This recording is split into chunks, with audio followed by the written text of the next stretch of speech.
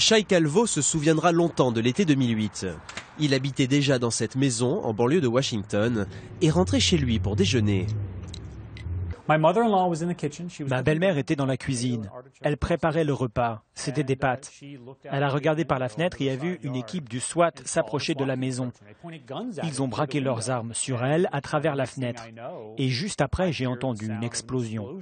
C'était notre porte qui venait d'être défoncée par un bélier. Et puis il y a eu des coups de feu.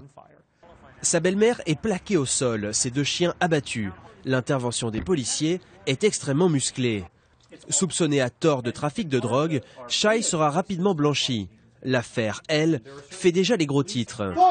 Avec le déploiement du SWAT, spécialisé dans les situations à risque, pour une simple perquisition, nombreux sont ceux comme Shai qui s'inquiètent face à la militarisation des forces de l'ordre.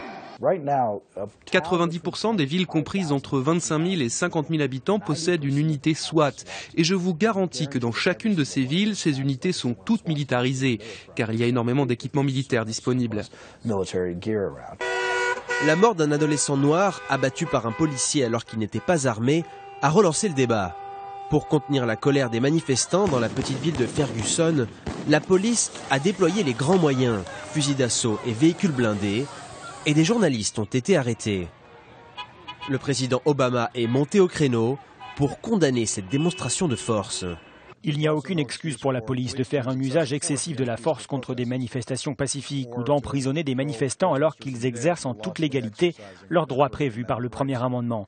Ici, aux États-Unis, la police ne doit pas harceler ou arrêter des journalistes qui essaient simplement de faire leur travail. Ferguson bénéficie, comme 8000 autres forces de police locales, d'un programme qui lui permet de se procurer des équipements militaires non utilisés par l'armée. Certains affirment être ainsi mieux préparés pour lutter contre la criminalité, mais l'exemple de Ferguson montre le malaise des populations face à des policiers armés jusqu'aux dents.